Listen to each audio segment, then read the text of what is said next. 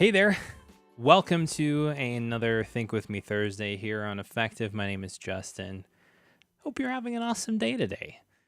Today it's been kind of a busy day, lots of stuff going on. We'll get into that in just a minute, but really the big thing I want to talk about today is this remote work talk that I am going to be doing here in the next couple weeks. So we're going to spend some time digging into that. Last week we got into doing some original research for it, not original research, but some research for it. And this week we're going to take that research and try to condense it into something. And so if you're watching along with the PKM process, just join along with me. We're going to enjoy this time today and dig in and figure it out along the way. Kind of my main goal is to have this talk outlined, because then I need to build a slide deck off of it and start practicing it before I actually give the talk in a couple of weeks. Some updates around here. First and foremost, we published a video this week around how to achieve your goals. You can just head on over to the video feed in the channel. If you're subscribed, it'll show up in your subscribers feed. Definitely recommend checking that one out, because as we talked about last week, there were a ton of you who said in a poll that you struggle quite a bit with getting to your goals. I have found a bit of success for myself, so I definitely recommend checking that out. I'll make sure to put a link in the chat here real quick for that one as YouTube loads up. And then we've also been publishing a newsletter on a semi-weekly basis over on our website, thinkeffective.co. I'll pull that up on the screen here in just a second so you can see what that looks like. Here's the video from this week. Be sure to check that one out if you haven't already. And then over on the site, we'll go thinkeffective.co. Bring it over to the other screen, switch it over. So we've started a new newsletter called Toolbox Tips. And the goal for this is literally to create a toolbox of productivity tips that you can go to, you can subscribe to, and every week or therefore about, we're going to send a tip in there. Plus, it'll keep you up to date on some of the happenings around the channel. So you can see this was the very first one about getting enough sleep. So there's just a short little bit of a tip, an action item, some notables here, which is content that we've produced in the last week, our upcoming live stream so that everybody's aware about it, some reads, and then some recommended tools. So we do publish affiliate links in this, so just so you're aware of that, we do have affiliate links in there. If you decide to purchase books or services that we send in here, I'll be sure to note that in the article or in the newsletter as well. Just help support what we're doing here on the channel. But yeah, if you want to head on over to that, thinkeffective.co, as you can see up here, but you can also get all of our free guides. The Ultimate Guide to an Effective Weekly Review, our annual review template, and our ebook, Remote Work 101. I'll just leave this in the chat for your interest. If you are interested, it's all free, no charge whatsoever for all of this, the newsletter and the guides. All you have to do is sign up for a for a free account to get access to all of it on the site and in your inbox. One thing I wanted to start off with today talking about is really just kind of an update on where things are at for me. I just wanted to spend a little time chatting about that because there's been a lot of stuff going on. I'll tell you what, if you've followed along on these streams before, you know that I haven't had as much of a job recently. I've been on the job hunt, and that's been an interesting experience.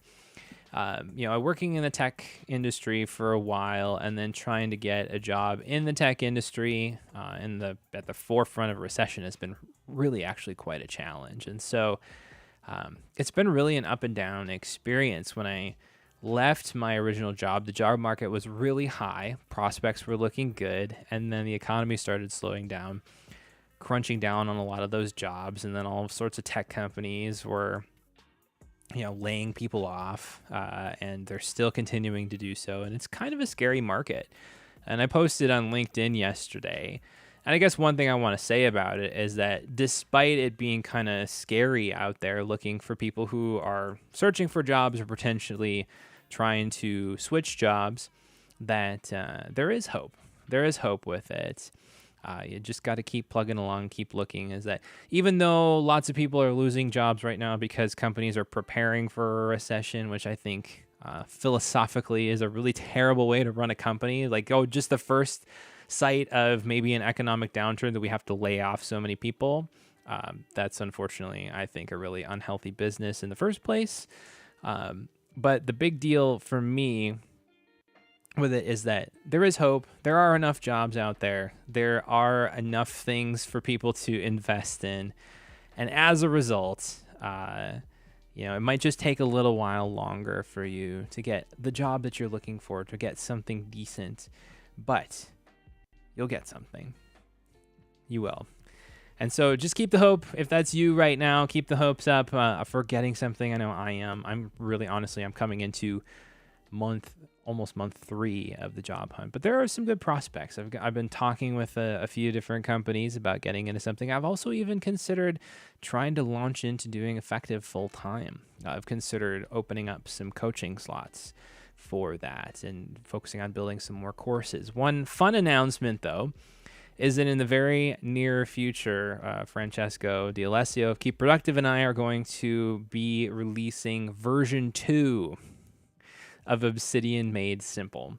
So be watching for that. I know I haven't been publishing as much content in recent months and weeks on Obsidian on the channel.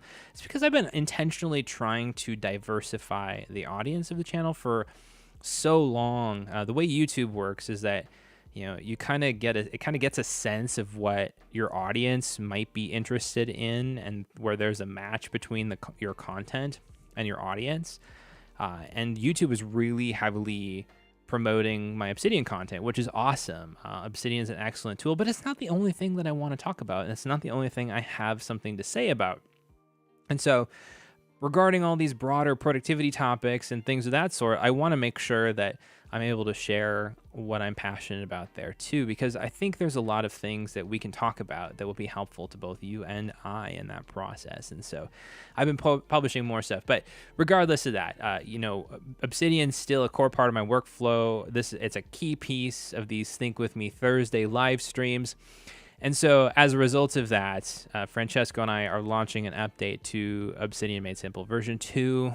Be watching for that announcement soon. There's some really, really fun stuff coming with that. But yeah, that's really the summary of where I'm at. If you by chance would be interested in coaching slots at all, leave a comment below or mention in the chat. It's just something I'm kind of gauging interest on and need for, because I would love to be able to help you succeed in your productivity and PKM journey. There are some things that I can help you walk through with that. And so if that's something that you might be interested in, do let me know. I'll be letting you all know if I'm opening up those slots in the near future, but I would love to get some feedback on that first. So with that, I think it's going to be time to dive into the remote work talk for today, the outlining bit of that. So if you've got a project you want to work on yourself, or you just want to watch along, just go ahead and grab your project, grab a bowl of popcorn, whatever it is you're doing. I'm going to grab my drink over here real quick for a second, and then we'll be back to work on the talk today.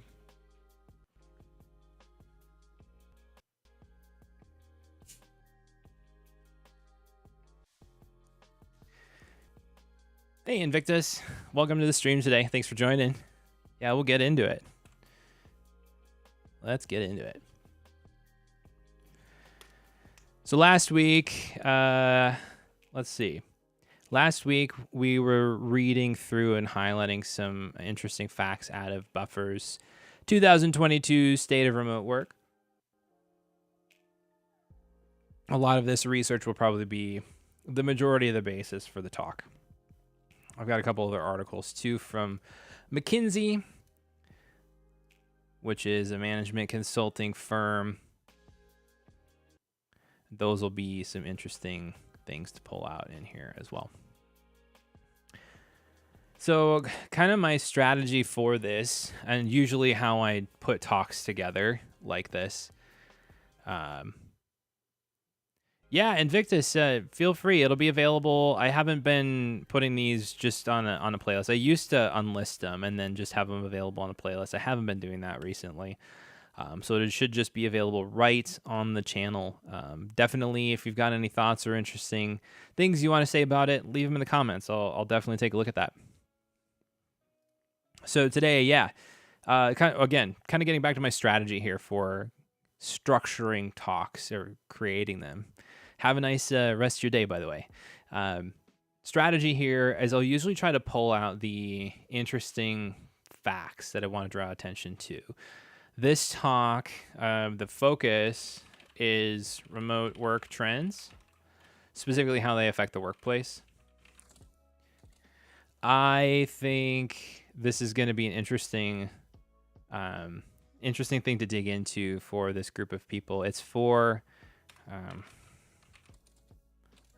rural Minnesota business leaders. And so there will be an opportunity to share a lot about what effective remote looks like if you create a company and make it effectively remote. So that'll be something to try to tease out as well. And so, but this again it's largely about trends. It's really educating people about trends. And so that's kind of what I want to draw on. And this is also, so probably one thing I might want to go back to is take a look at some of these questions and answers from previous years.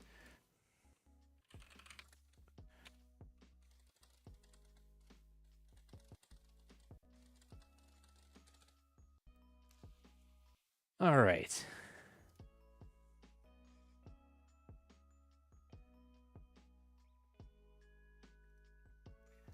Here, I think this is one of the more interesting aspects. Would you like to work remotely at least some of the time for the rest of your career?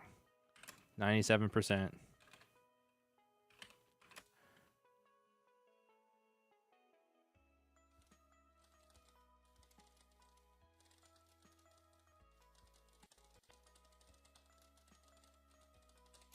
Hey, Nicholas. Welcome, welcome.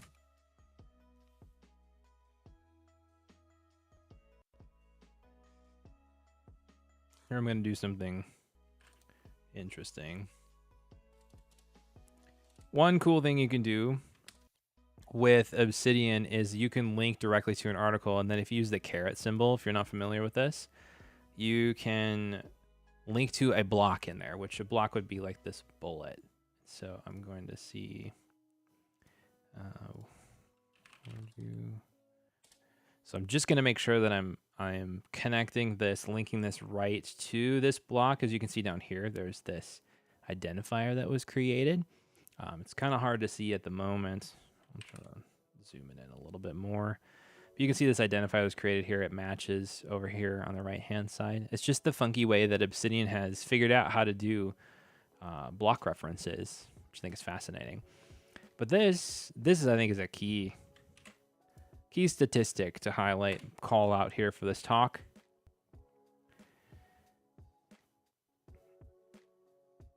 Career growth.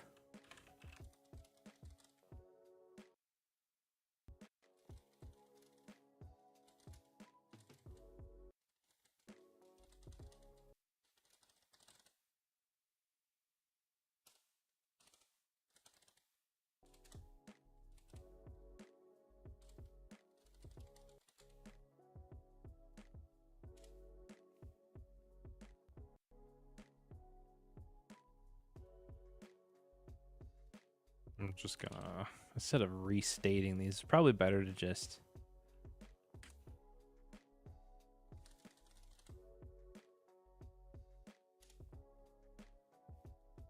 do this instead.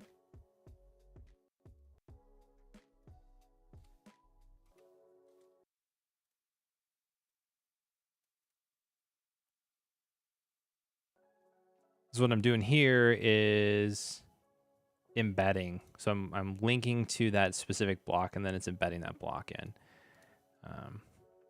Do that, and then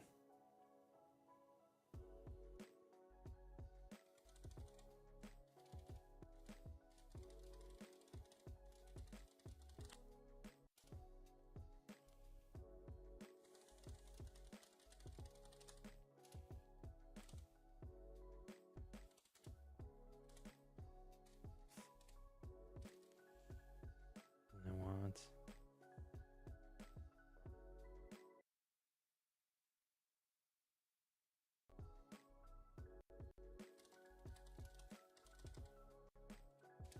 Okay. Do that.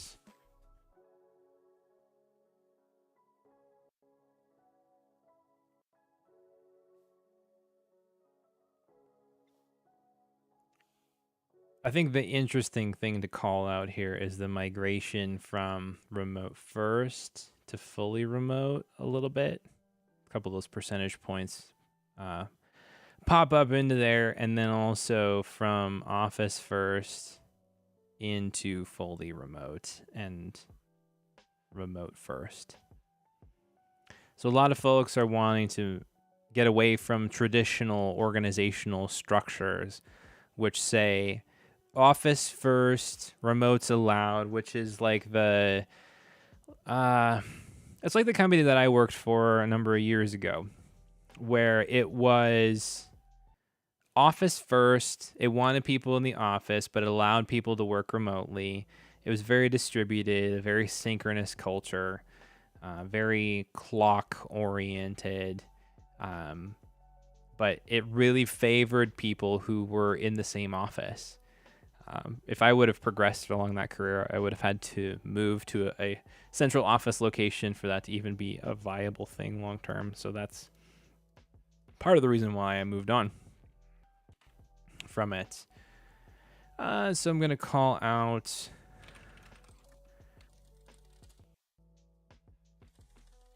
from to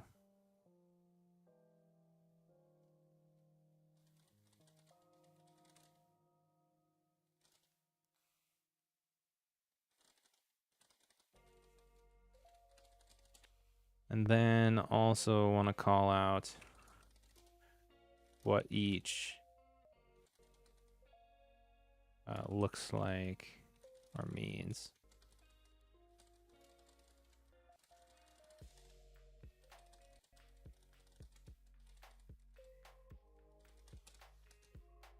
I think it'll be important to define these terms because for a lot of folks, there's the nuance is not really well understood. Fully remote would be they have no office. Think GitLab. Remote first would mean they might have an office, but they are building their company to allow everyone to thrive.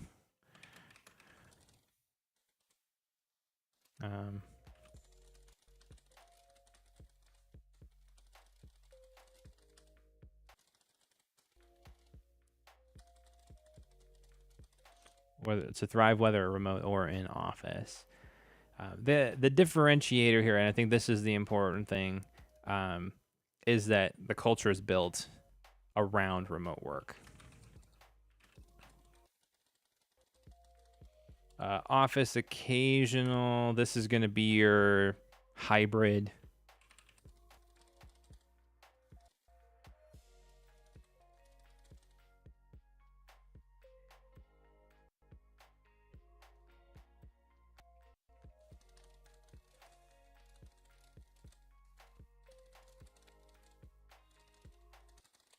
Culture's likely built around the office, but it's more remote friendly. And then office first is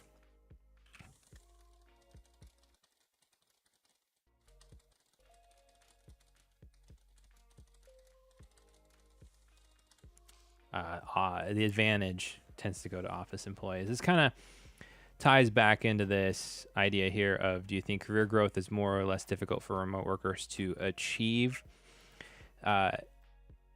If here. Where am I going? What am I doing? Okay, we're gonna do this. If a company is fully remote, the impact is none. But if it's office first or occasion or hybrid,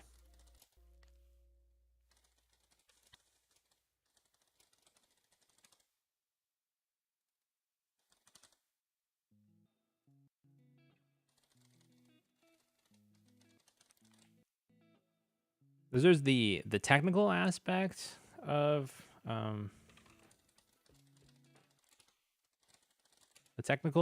remote work, which is literally the IT infrastructure required to have folks working remotely and to do it safely and securely. There is also the policy aspect of things.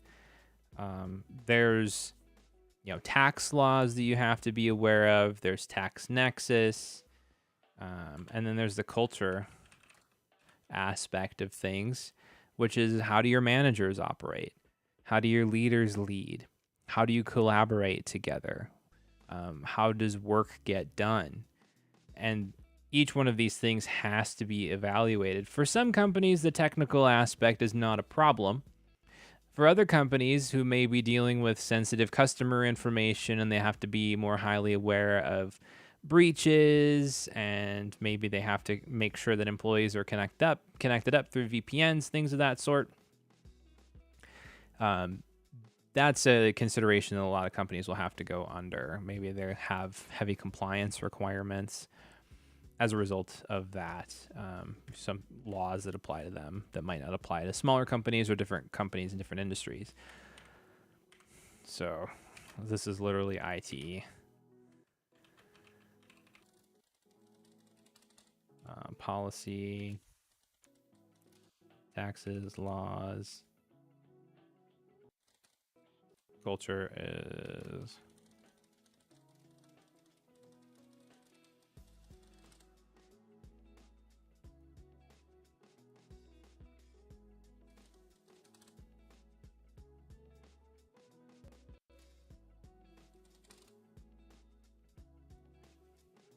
these will also be important aspects to call out.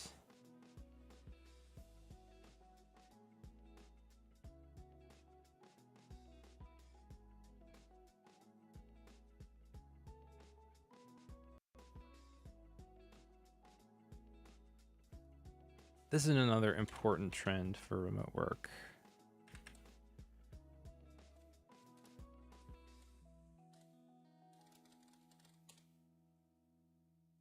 That's worth calling out too.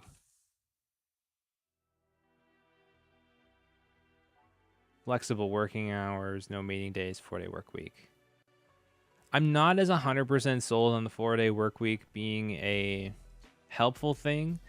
I'm not saying it's not a helpful thing, let's put it that way, but I'm not as sold as it being as a silver bullet that people want it to be. However, the flexibility and the freedom to be able to build health into your life, I think, is really what people are after with this. Promoting flexible working hours is probably one of the biggest things that you can do. And not just like, oh yeah, work over here and you got to work later and things like that. But I mean, literally giving people true flexibility. Like if they're done with their work for the day, let them go. If they got their work done in 2 hours or 4 hours or 5 hours, if they want to go do something fun for a little bit, let them go do that, just as long as expectations are set and met. But this will be an important trend.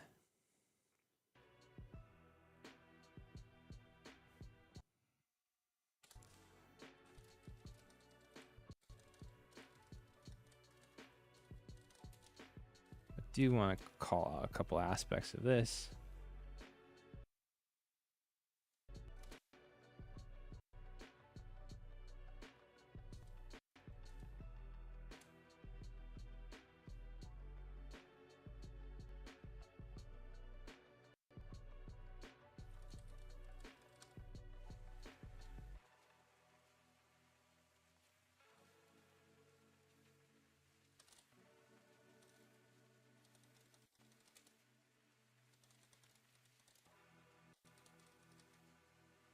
And this is the other thing too, and you've probably been hearing me talk about this a bit on the channel if you've stuck around and seen some of the other videos or live streams recently, is trends over data points.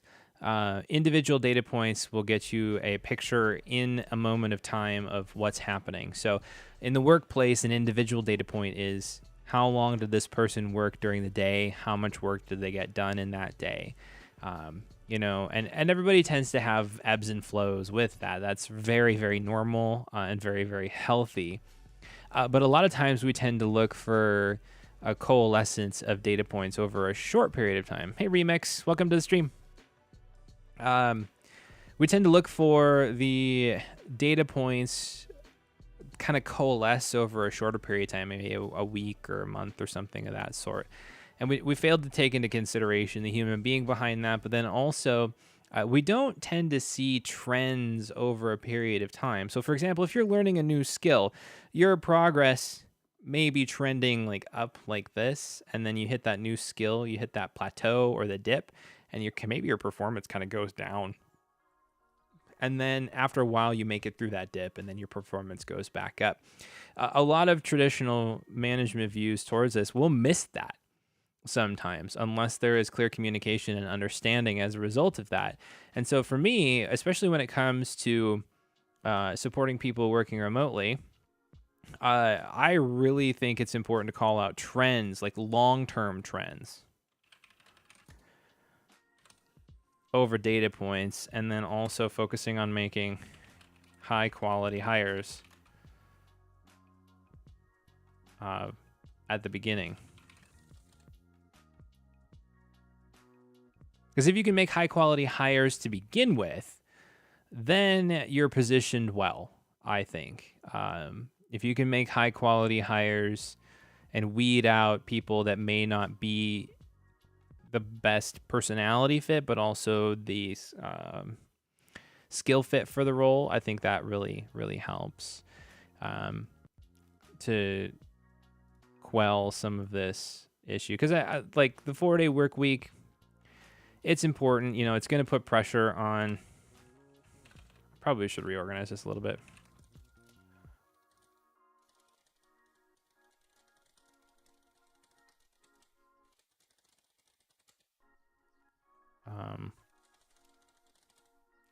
Companies, as they eliminate meetings, they are going to require less time of people. It's just the way it is, because there is a cap.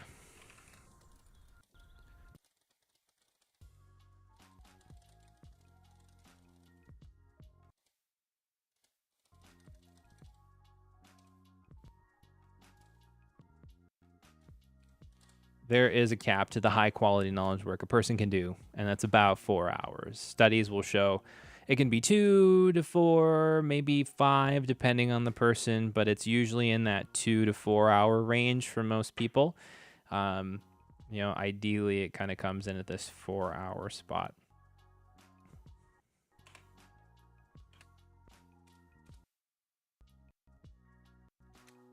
Pop that out on the outline. One thing I do want to call attention to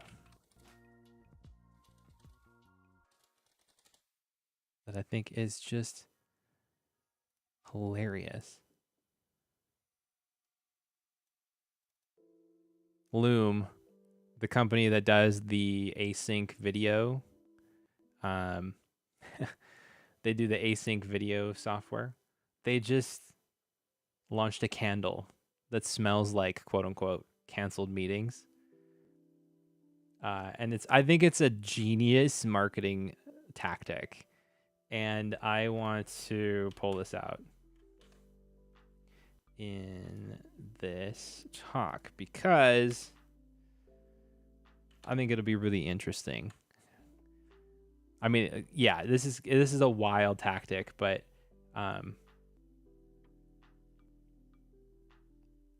that's hilarious. Back-to-back pain.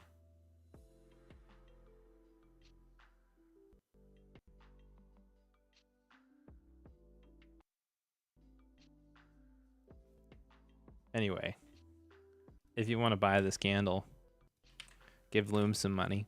There it is. But I just find it hilarious. It's a hilarious call to try to get people to think about how they're conducting their lives and their businesses. And it's a great ploy for Loom too, to get the word out about being an asynchronous video tool. That is something too that I want to call out.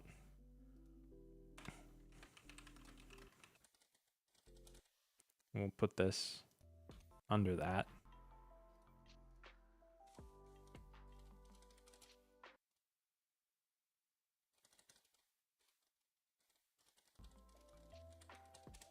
Because there's a number of async video, audio, and text tools that are coming out.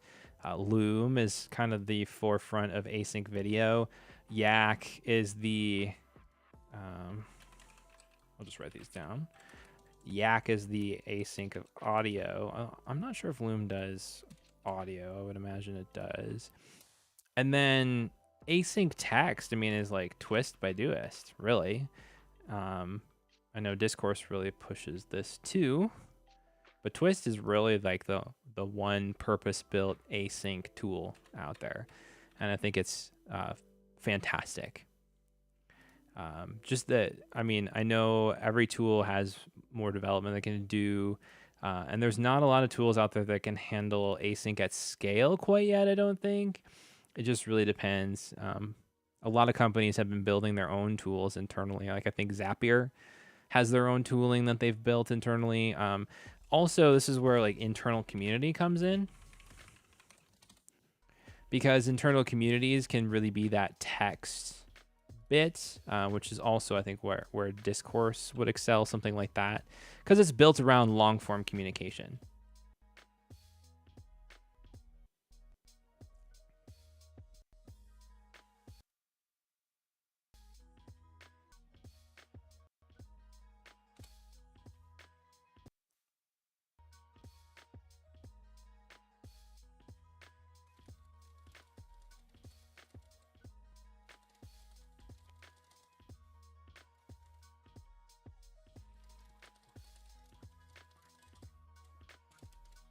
Okay.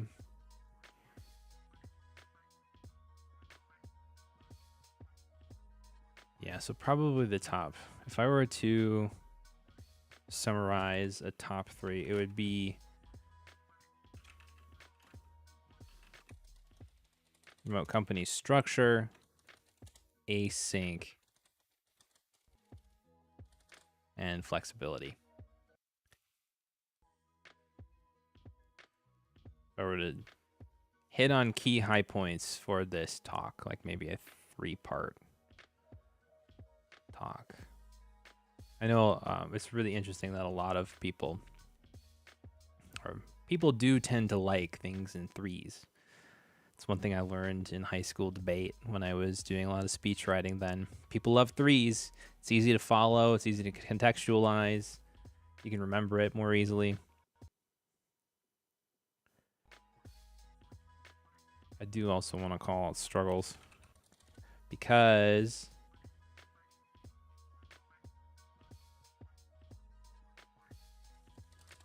culture.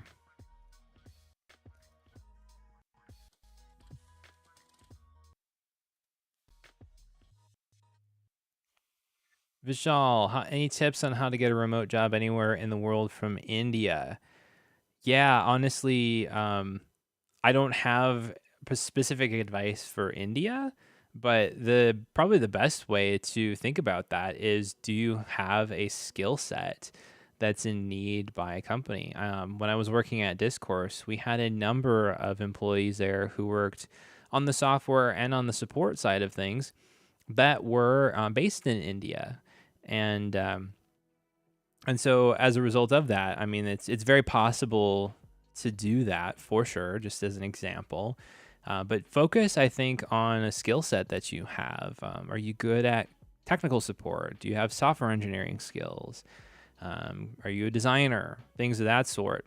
And then start looking at companies for remote. Okay. Vishal is updating. It says, I'm a senior data analyst with over 4 years of work experience and currently working with a UK company. Yeah, I mean, really, you should be able to do that. Now, I will say there are a few considerations with this. First, the company has to be able to hire from another country like India. Some country or companies are just not structured in the way to do that. If a company is able to, say, hire on full-time employees in the United States,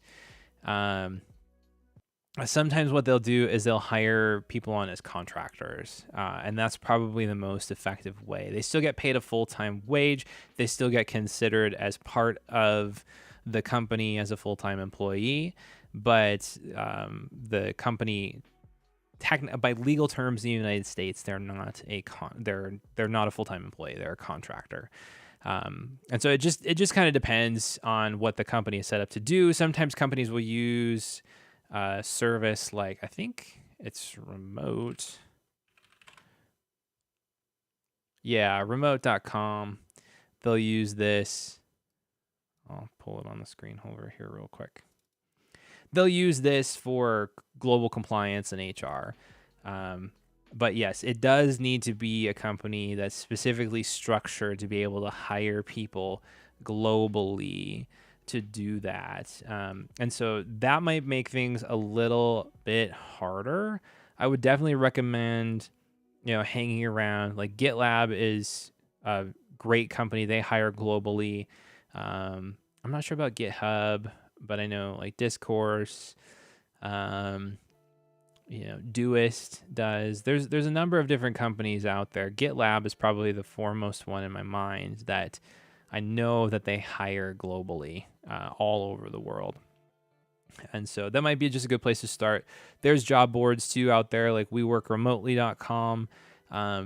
But yeah, there could be some challenges with laws, and it could be some challenges with time zones and things of that sort. But then when you have a company who works asynchronously, then time zones are not really as big of a deal. I do know how difficult it is to try to get on a call from the United States with somebody on the other side of the world, India, Singapore. It can be really difficult to find a time that works that's not an insane hour of the night for one of the people. And so, yeah, I really wish you the best in that pursuit, Vishal. Just know that there are options out there. It's still not the most ideal market for it at this point in time. But that is possible to do so. Definitely start taking a look at companies like GitLab. That's just kind of the one that keeps coming back to mind. So they have tons of roles open, and I think I've even seen data analyst roles open for them too. So you might be in luck there. So take it out. Take a look. Culture.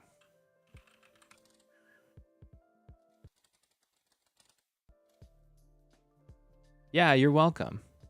Glad I can help. Wish you the best in that too, Vishal.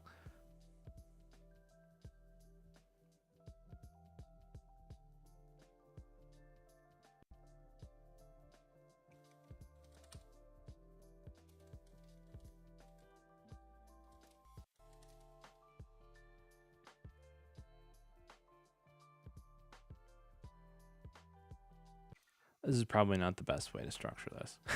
Talk, that's a little bit broad. I do want to pull out the struggle bit here, though.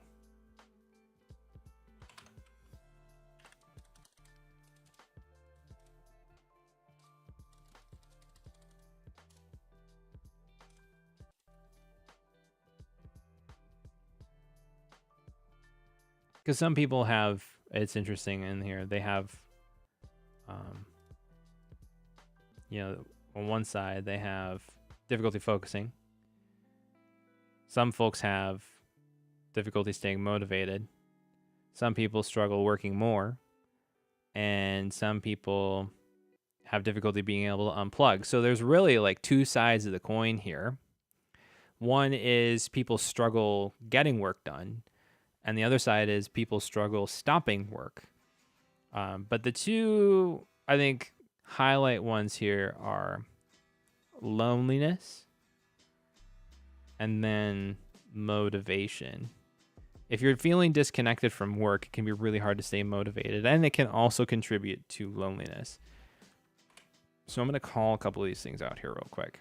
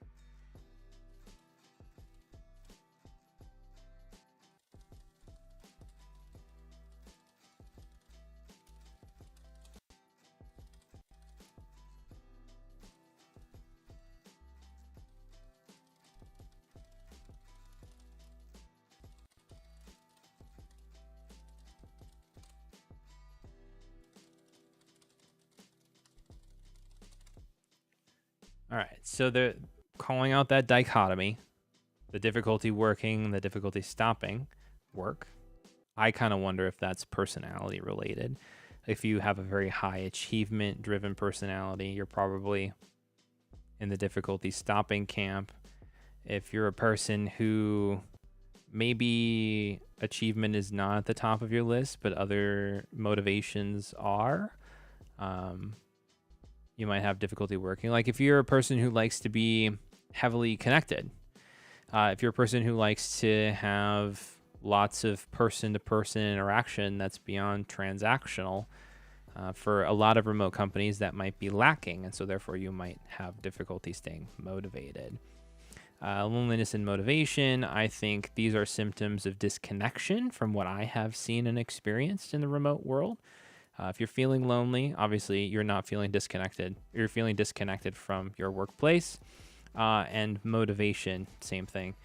I think one tip to call out here is that companies do need to intentionally build their culture to allow connection, or to foster connection, rather.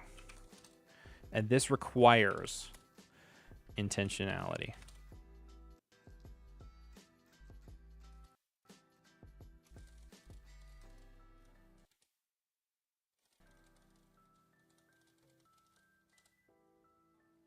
Whereas in an office, you would bump into somebody, you'd have a conversation, you get to know the workers who are in your same office, and you want to, bop over to their cubicle for a little while and say hi.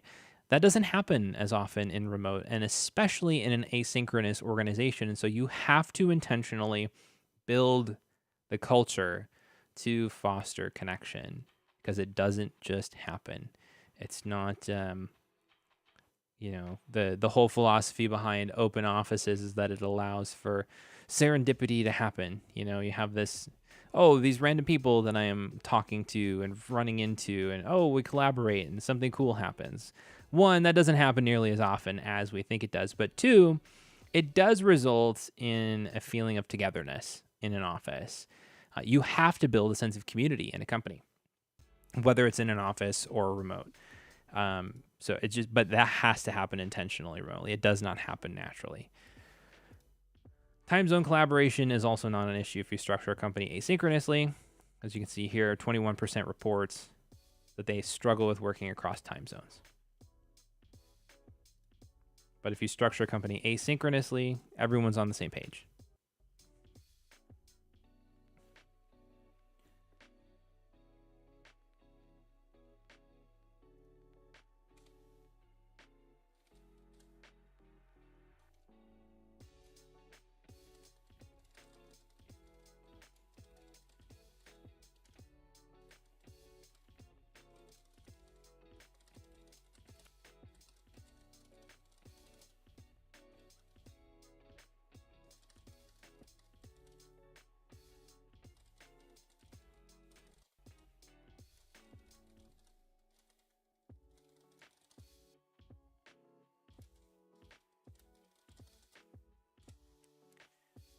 This is another thing that that Buffer's report touches on, and then also a lot of people draw attention to as well is that there's a common myth that remote work means people are working more hours. As we talked about up here already, yeah, some people do work more. They feel like they can unplug. But generally speaking, what seems to happen is for some people, they might just have a natural tendency to want to work more working from home. But typically, it's because companies haven't intentionally thought through their remote processes and the way that work gets done and collaboration happens. And therefore, people have to hop on Zoom calls all day long just to get the work done, which means they're working more hours. This was significant in the company that I worked for previously, the tech company, not Discourse, but a different one, where if you started getting up into manager or director level positions, you would spend the majority of your day on calls. And then you would get mountains and mountains of email that come in, and you can't really deal with those while you're on calls all day. And so as a result, you had to make time either early in the morning or late in the evening to get those emails done, because there were a lot of things that you had to act on to get email done.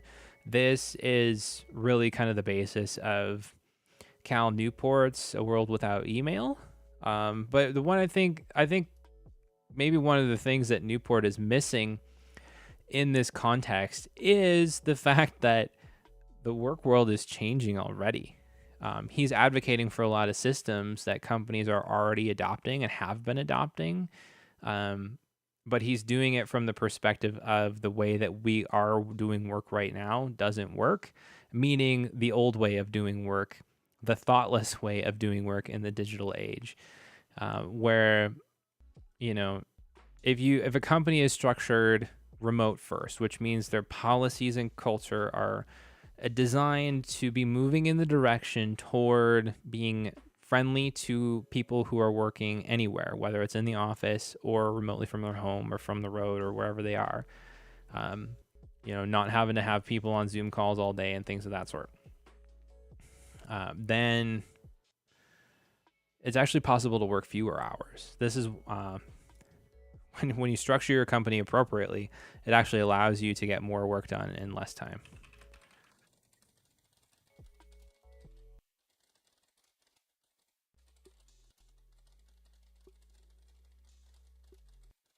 I think this is one of the things that I didn't really take into consideration when I was working at Discourse compared to the corporate environment that I was in prior, is just the fact that the company structure did allow me to get a lot of work done in a compressed period of time. But then I was feeling like, oh, am I getting enough work done, in the day? But then coming back to that point of people really only have a cap of the high quality knowledge work that they can do. And when you remove the busy work from work because you don't have meetings and endless chat messages to respond to, like you have a lot more time in your day. You can get your deep work done and basically be done because you don't have to deal with the cruft. And you basically have made just as much progress in the day as you would have if you had tried to work a full 8-hour day, or relatively close anyway.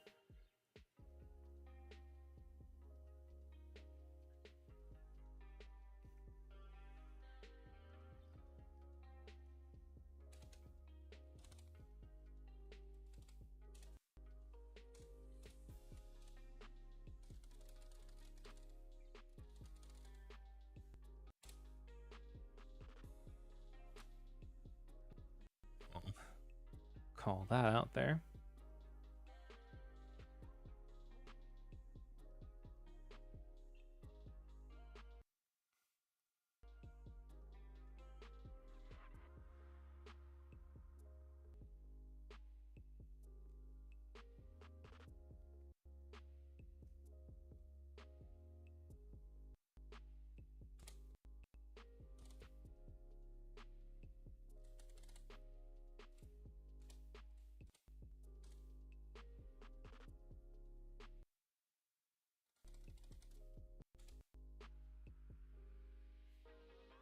Just gonna link that, pull that fact in. All right, so that's the end of buffers remote work report highlights. Oops, not what I wanted to do. I'm going to delete that tag because I've processed it.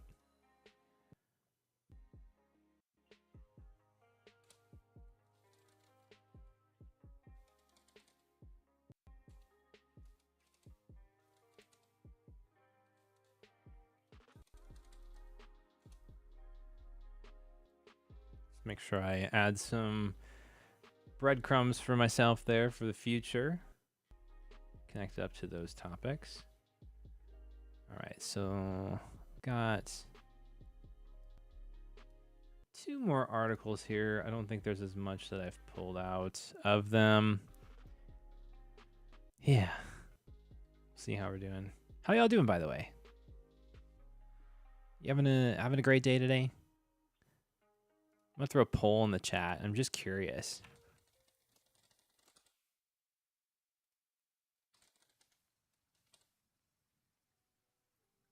Do you work remotely? I currently do because I don't have a job, but I'm interested to hear from you, like if you work in a remote environment or not.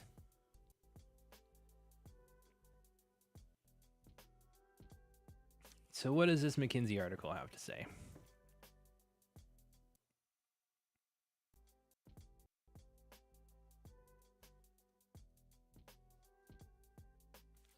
Head back up here.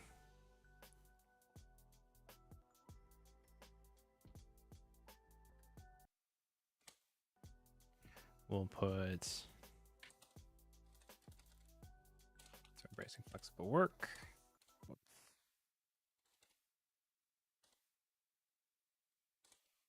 I want this one.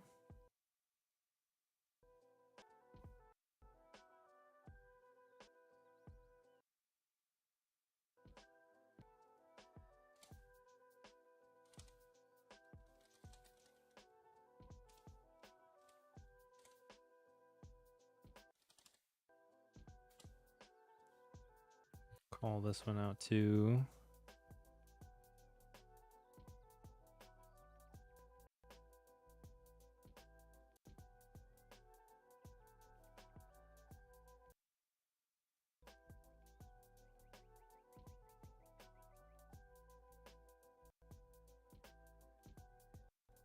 And then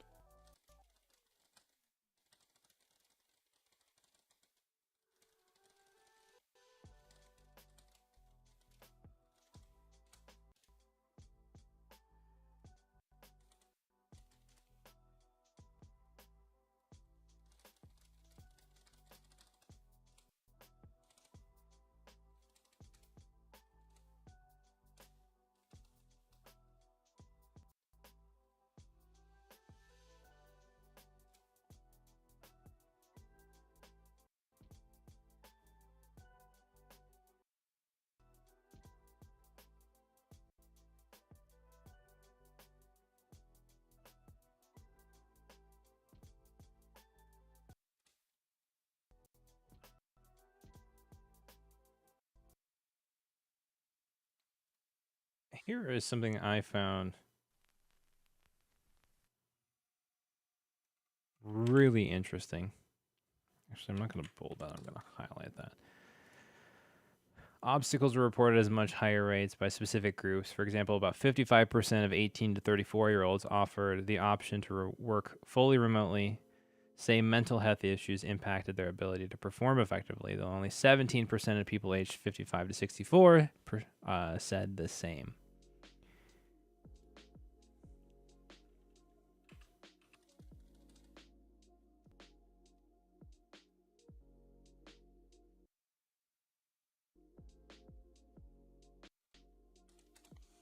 Not sure where to fit that one in, though.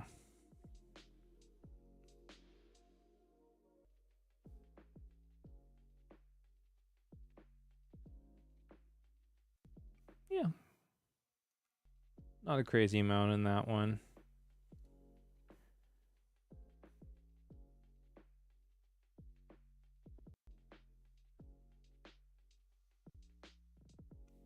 I think this was an interesting article, but I don't think this is what we're going to get into for the talk.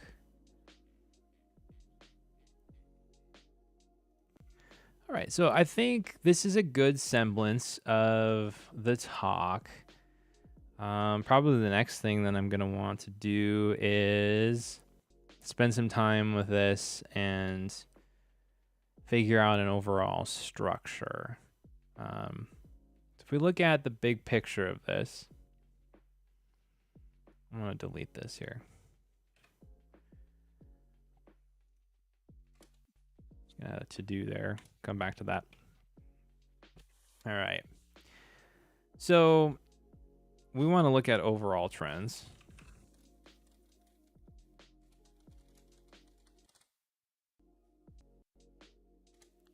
We also want to look at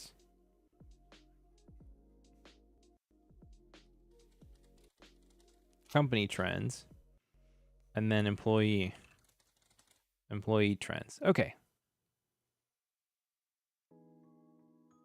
I think this probably is the most interesting. And this can touch on some of the big picture items. So overall trends we'll look at kinds of remote work.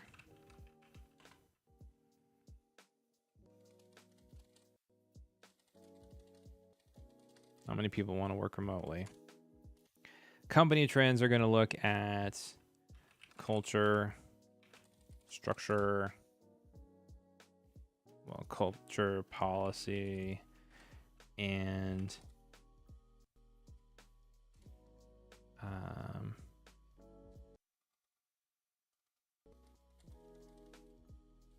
infrastructure. Employee trends are going to look at flexibility,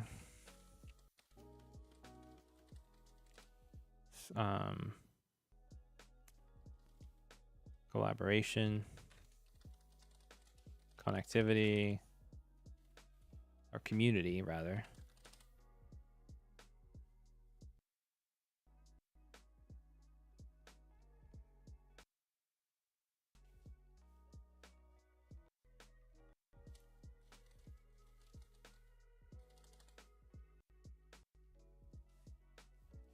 Probably put this under flexibility.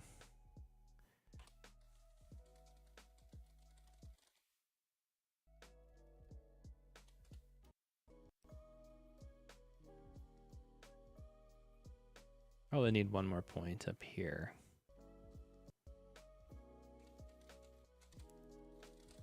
Probably draw on some year-over-year trends from this.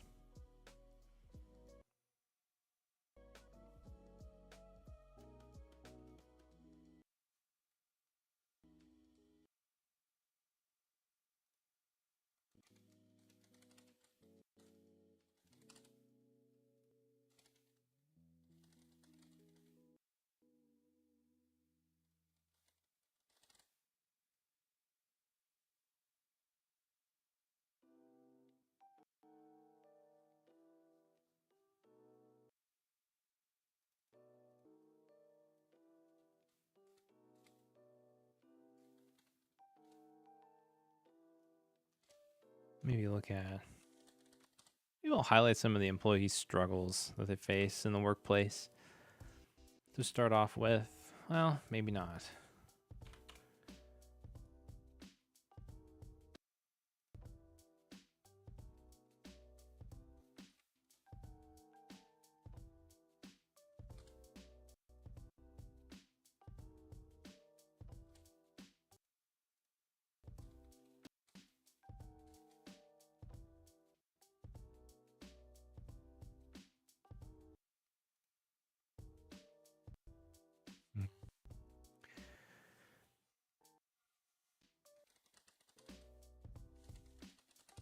Look at struggles to mitigate anyway, because there is an employee aspect to a lot of the struggles where you do need to be more intentional as an employee to build community outside of work, which can be difficult to do if you're not used to doing that as an adult in the professional world.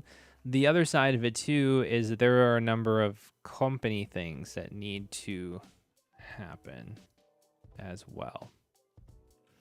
So maybe this is a separate section. I'll decide on that at some point. So probably next steps here are to take this to a mind map software, something like MindNode or something like that, and then just really start fleshing out the points that I want to make. And then from there, the big points will get built into slides, and then it'll kind of get into a deeper outline and try to figure that out. And then I got to get into practicing and all that. So it's been kind of fun to dig into this. This is a subject area that I'm extremely passionate about. It's not necessarily something directly related to effective, but because it leverages a lot of the PKM methodology to do the research and to construct the talk, I figured, hey, why not do this on stream and just kind of show people my process and how to make something. And today I really appreciate the question, Vishal, if you're still on the stream. Thanks for asking that. Happy to help out anybody else who's got questions about the remote work world and also PKM, productivity, and living a healthy life. I do think this is related. The topic of remote work is related to what we talk about here at Effective, because it's all about structuring work in a way to where you can build a healthier life. That's something that I think is really important for a lot of folks going forward, because so many people just bust it all the time. And some people do it well and are set up to succeed at that, and other people, they honestly just struggle with it, to be honest. And I've had seasons in my life where both are true, on one hand or the other. And it's, I think, something we all have to be aware of a little bit. Sometimes pushing too hard in certain seasons can lead us into burnout, and pushing hard in other seasons can lead us to success. So it just depends on the season and the person and the stage of life you're in. But anyway, I think that remote work and structure of work really can play into what we've talked about a lot here on the channel. But yeah, with that, I think I'm going to wrap the stream up here today. A couple of things in closing. First and foremost, if you haven't joined our newsletter yet, head on over to thinkeffective.co/join. You get access to all 3 of our guides. I'll put the link in the chat. I see Rhonda has a question. I'll come back to that in just a second. And also, too, if you want to support what we're doing here on the channel, if you haven't done so already, do consider becoming a channel member. All you got to do is hit the join button down below. There's a couple options for you. There's a link in the description if you don't have the join button, if you're on mobile, say something like that. Do consider becoming a member. We really appreciate that, and helps us to continue to create awesome content here on the stream and on the channel overall. Coming to Rhonda's question, we'll hit that here. It seems that I changed my workflow management structure on a weekly basis. At first, I was disappointed about losing interest. However, I have discovered my needs to change, and it's okay to expound upon my comment. Question: being flexible is not an indication you are having an issue. Yeah, I think you're exactly right. So if you're talking, just to make sure you're talking about it like a productivity process or PKM, something like that, I think you're 100% right on that, because something like a PKM system or productivity system it should be malleable. It should be flexible. You should be making changes to it on a weekly basis. If you don't do things the same way from week to week, that's okay, as long as you're making progress and finding something that works for you. That's the most important thing about building any kind of system. So you're exactly right, Rhonda. It is so okay to discover that your needs change. Your priorities can change on a week-to-week basis. The flow of things. Yeah, you're right on it. You're right on it. That's something that there's so many people that I hear just prescribe, like, you got to do things this way, and this is the best way to do things. And in reality, there's a workflow that works well for each person, but you've got to discover what that is. And a lot of times it's a very iterative process. And because life is flowing and organic and it changes from day to day to week, we can't necessarily anticipate the messiness of it. A lot of times we just have to embrace that and then, make changes and flexes along the way. So great discovery, Rhonda. That's an awesome thing to learn. I'm right there with you. That's a lesson that I've learned over the years as well. So with that, I'm going to sign off for today. Thanks so much for your time. Thanks for joining. Again, thinkeffective.co/join for the newsletter. If you want to become a channel member and support what we're doing on the channel here financially, you can hit the join button down below. With that, thanks so much for joining us. Have an excellent rest of your day. We'll do this again next week, probably sometime. And in the meantime, until I talk to you then, stay effective.